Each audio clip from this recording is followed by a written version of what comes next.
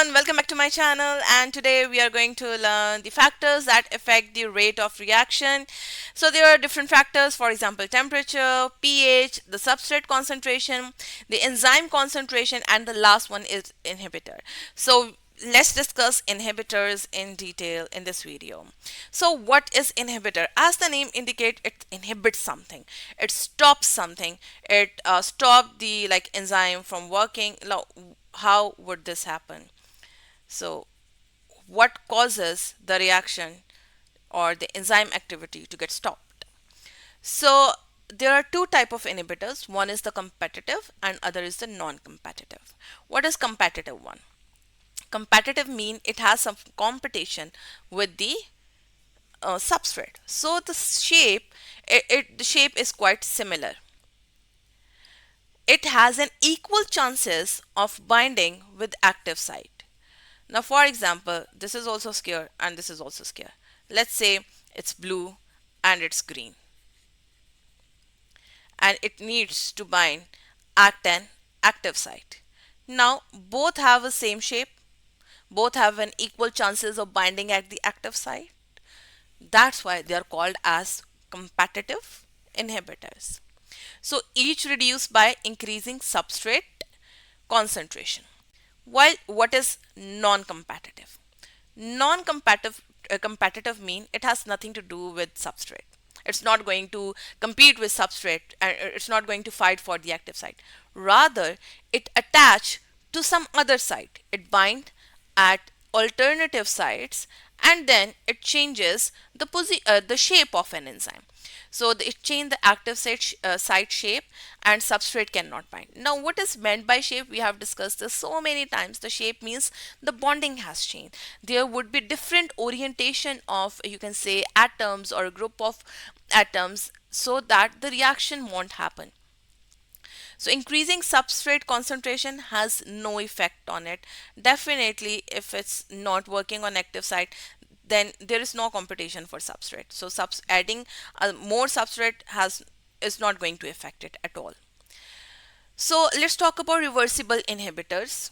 So reversible inhibitors mean when they first attach, they can easily be detached. Simple. They act as a regulator in metabolic reaction, prevent any single enzyme from overproducing a product. You need a certain amount of product in your body, and they just ensure that a certain amount is present and it won't be like beyond the limit. Often involve the end product, and we are going to discuss this in the next video or in the next slide, that how it's going to work. End product inhibition, what is this? Now, for example, you might know about the negative feedback. Like if your body has enough glucose, or then if you have more glucose, then insulin is going to act, and then it maintains the glucose level by converting extra glucose into glycogen. Now at this point, the insulin is going to stop its function, because its function is done, the concentration of glucose is maintained. Same is this enzymes. When it is believed that a certain product is formed, now the reaction has to be stopped. Now here the end product inhibition is going to happen. It's actually a feedback loop. For example, this is the end product. The end product is going to inhibit the enzyme, stop the enzyme, so that the further reaction is not going to take place.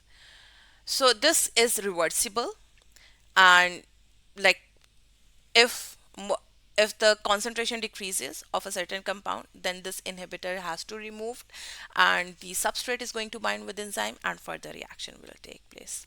So this is simple inhibitor. So what is the effect of inhibitors on reaction rate? Definitely, if something is binding to the active, something else is binding to active site other than substrate, or if the structure of active site is lost, then definitely reaction is not going to happen. So both slow or stop, even stop the enzyme activity. Higher inhibitor means if you have high competitors, then the reaction will be low. Competitive, in competitive, the more substrate can recover the actual rate of reaction, while in non-competitive one, the rate stays low because here there is no active site. So this is the graph that we are going to discuss in detail. Now, what is this graph? So initially, if you see without any inhibitor, the rate of reaction initially is really fast. It has a high slope. High slope mean the reaction is fast. Now with competitor or with competitive inhibitor, the initial, you can say, rate of reaction is low, but if you look at the end point, the amount of product that is formed is same. But in case of non-competitive one, the amount of product formed is low. The initial rate of reaction is low and the amount of product that is formed is also low. Now, what are the different inhibitors? Those can be poisons and those can be drugs. So, many poison inhibit enzymes. For example, cyanide, it inhibits cytochrome oxidase, and you might know about the cyanide poisoning.